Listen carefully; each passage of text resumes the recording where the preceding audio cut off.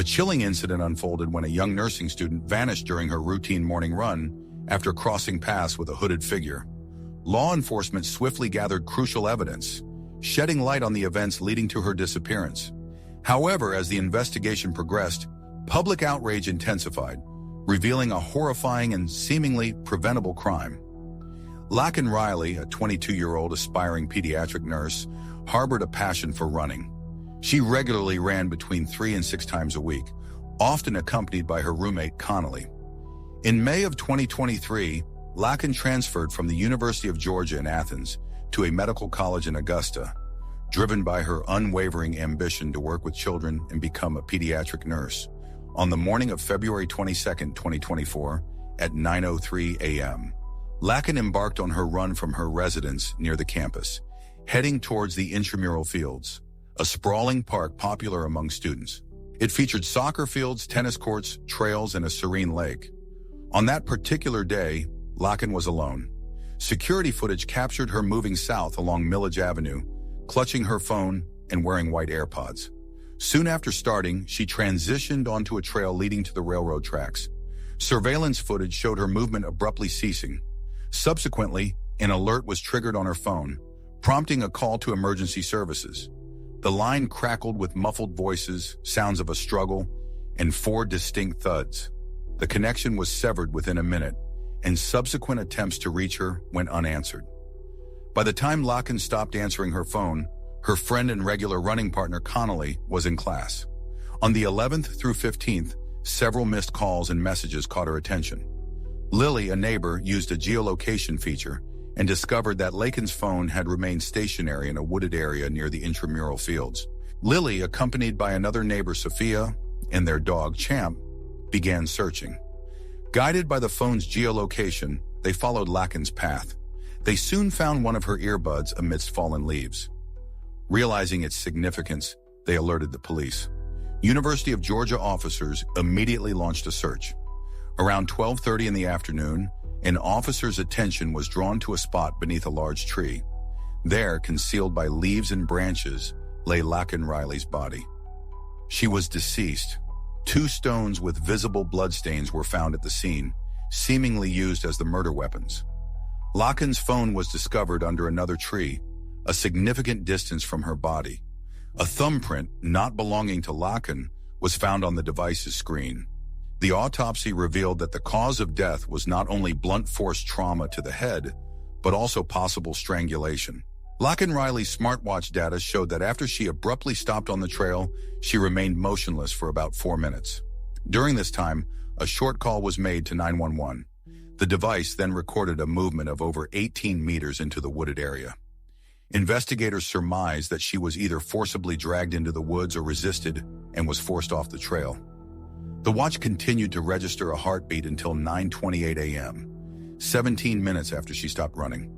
When Sergeant Maxfield discovered Laken's body, her clothing was disheveled and her upper body was exposed. Investigators suspected that the attacker intended to commit a sexual assault, but it was not carried out. In the initial phase of the investigation, police faced minimal clues, complicating the search for a suspect. They cordoned off the trails near the lake and began questioning everyone in the vicinity. Surveillance footage from nearby buildings was seized, and trash receptacles were searched.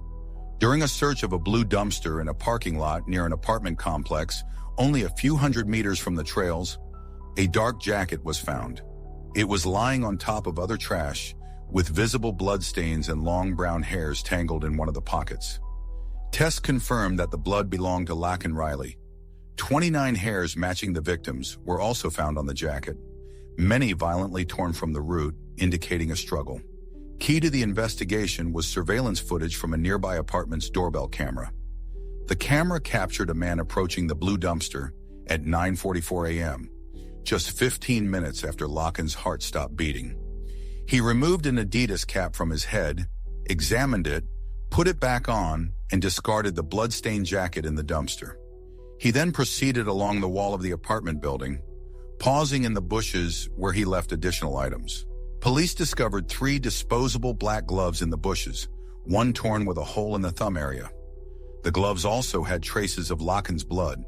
The next day, February 23, 2024, Around 8:30 in the morning, the investigation took another step forward. University of Georgia police officers spotted a man wearing the same black Adidas cap as seen in the surveillance footage. The man was identified as Diego Ibarra, a Venezuelan national residing in the same apartment complex where the jacket and gloves had been found. A search revealed that Diego lived with his two brothers, Manny and Hasse Abara, and a woman named Rosbil Flores. All four were illegally residing in the United States and worked in local restaurants. Diego had also secured a job in the university's dining services. However, it was 26-year-old Hasse Abara who drew the attention of the police. He had visible scratches on his hands, neck, and back.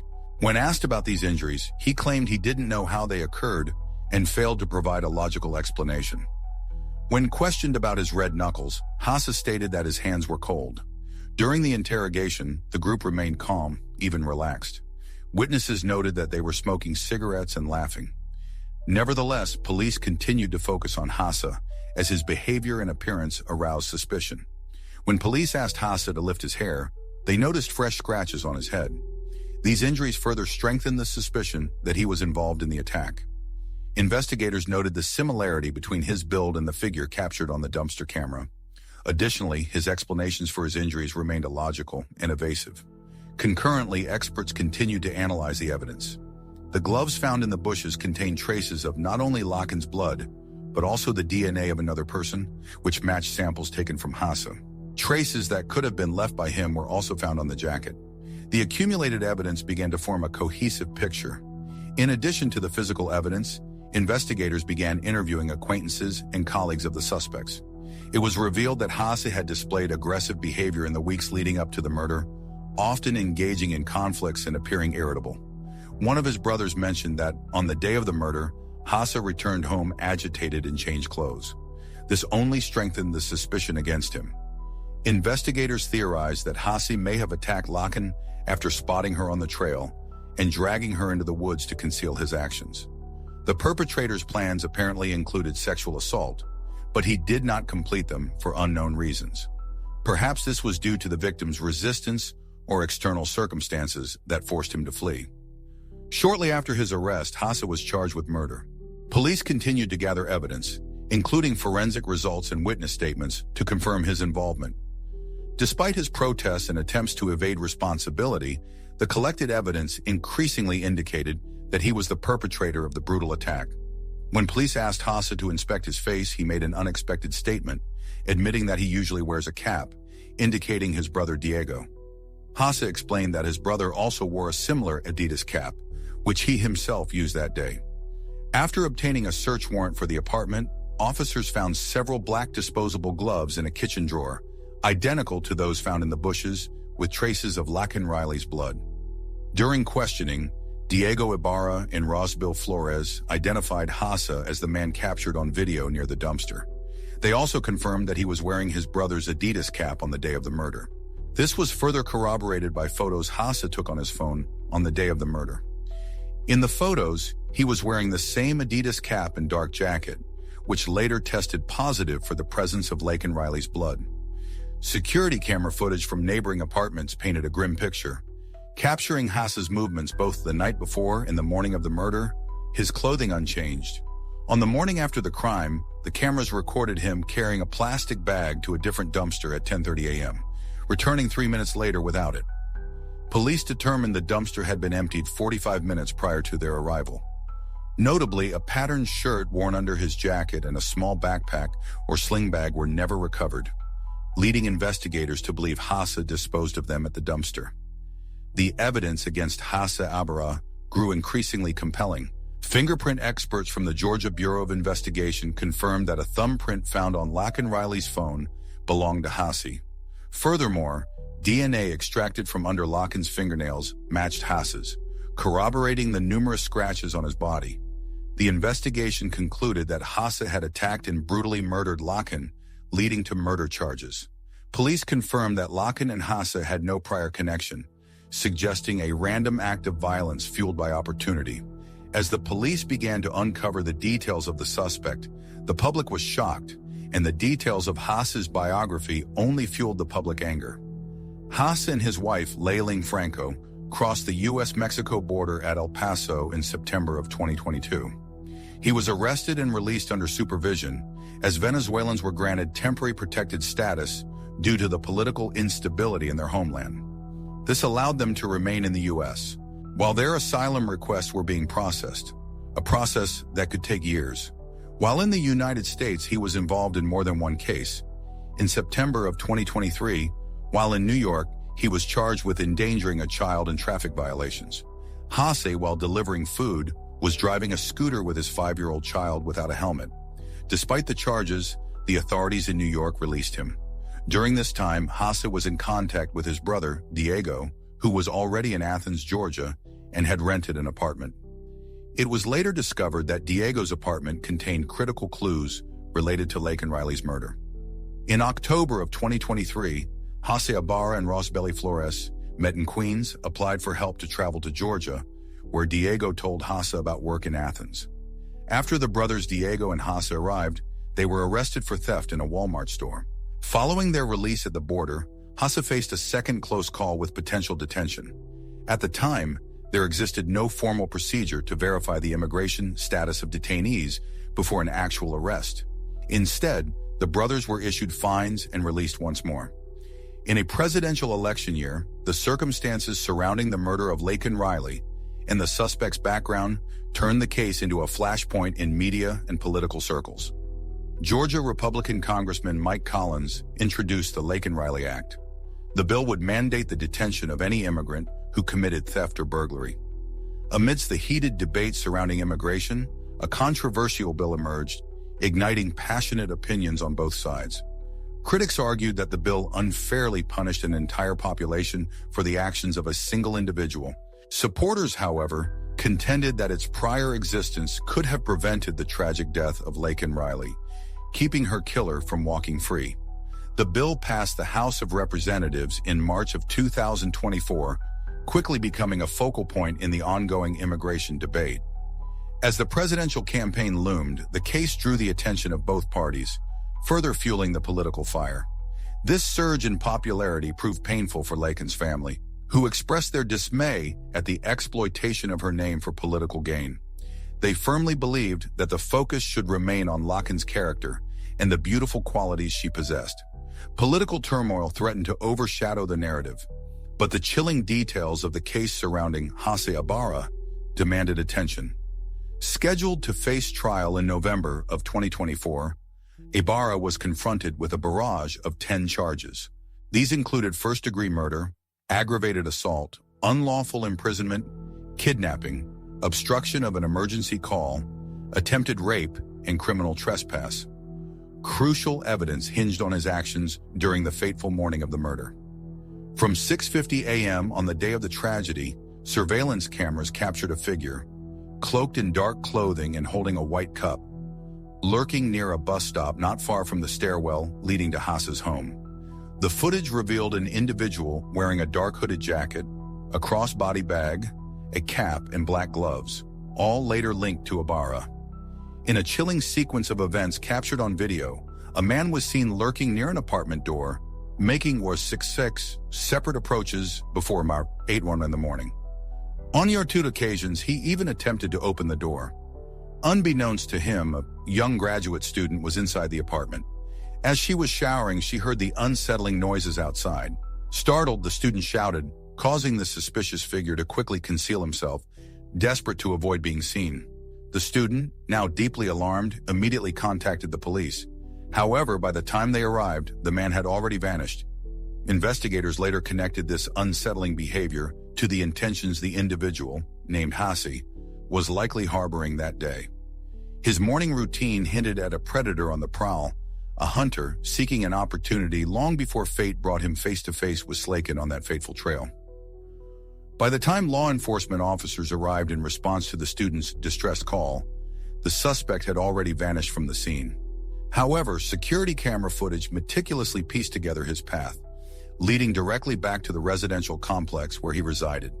These recordings became another crucial link in the chain of evidence, tightening the grip of suspicion around Hasse Abara in connection to the Laken Riley murder case. Investigators also noted the peculiar nature of the suspect's actions on the morning of February 22nd. Driven by the meticulous examination of the investigation's findings, a chilling pattern emerged. Hasse was behaving like a predator in deliberate search of his prey.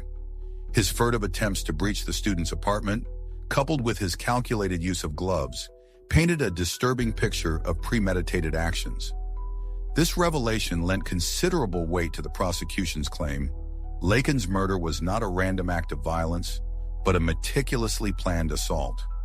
Further scrutiny of surveillance footage solidified this grim conclusion.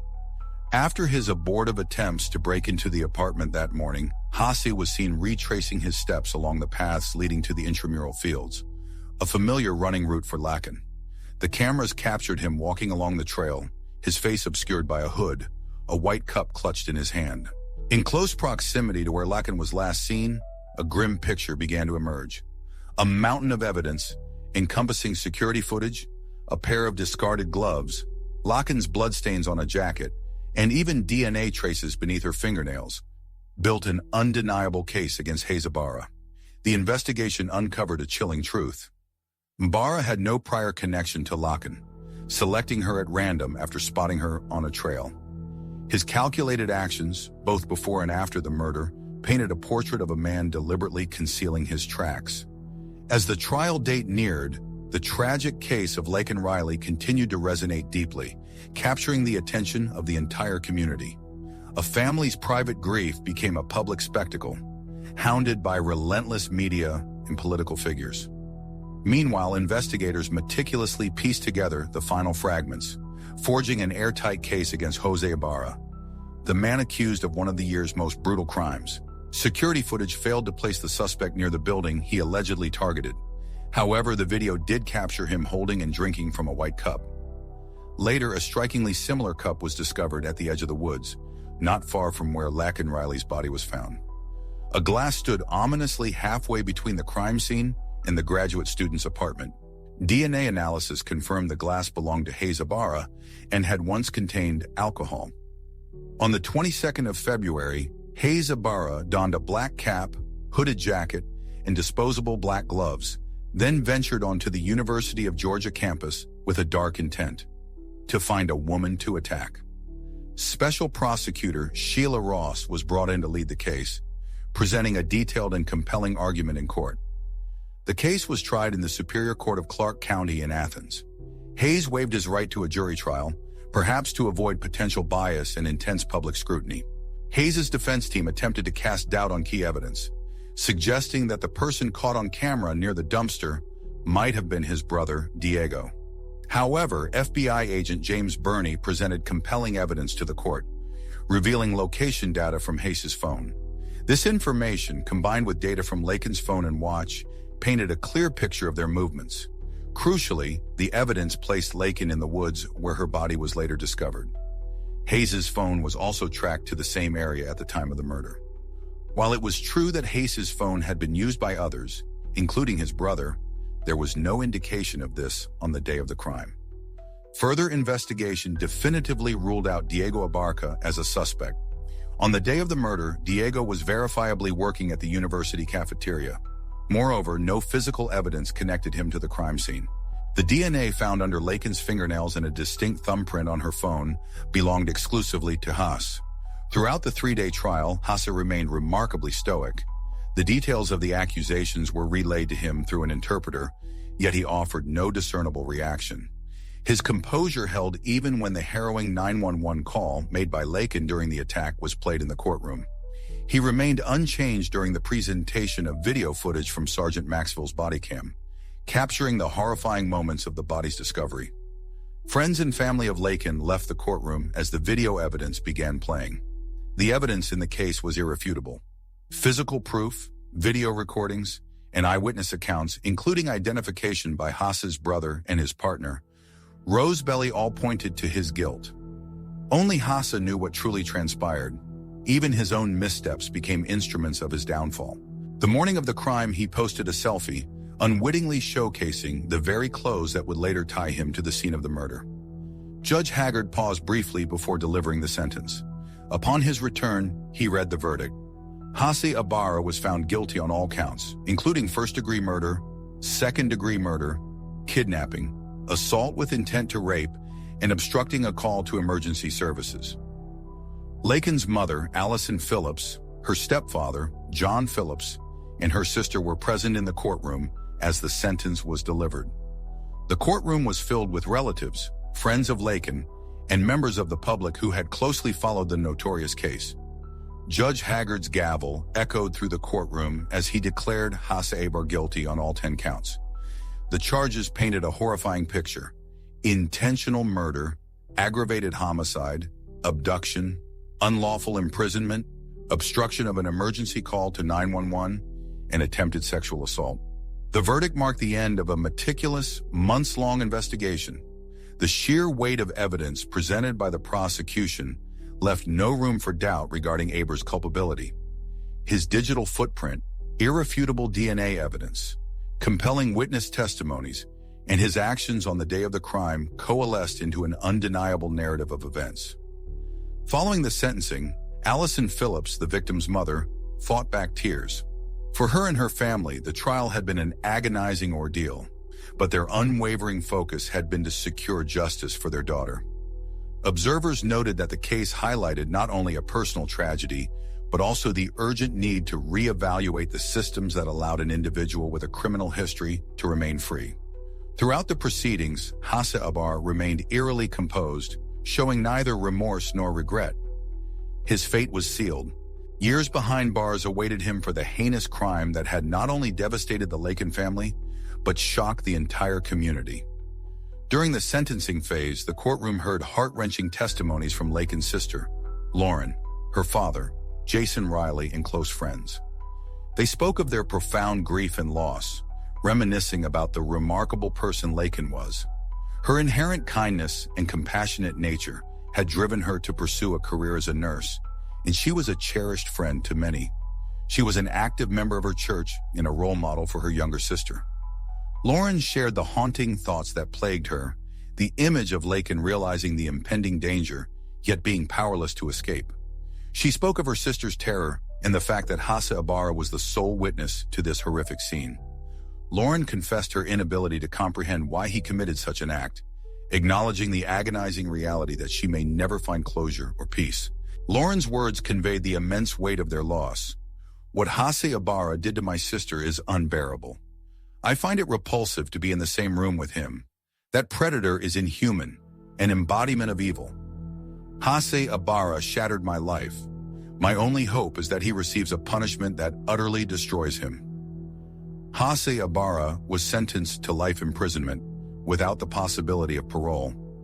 Following the sentencing, the Clark County District Attorney's decision not to seek the death penalty sparked widespread criticism. Georgia State Senator Colton Moore urged Attorney General Chris Carr to file an emergency injunction seeking the application of the death penalty. However, this proved legally impossible after the sentence had already been delivered. This case became the tragic story of Laken Riley. Her untimely demise served as a stark reminder of the fragility of human life and the critical importance of pursuing justice for victims of such devastating crimes. The loss left an enduring void in the hearts of her family and friends, who continue to cherish her memory.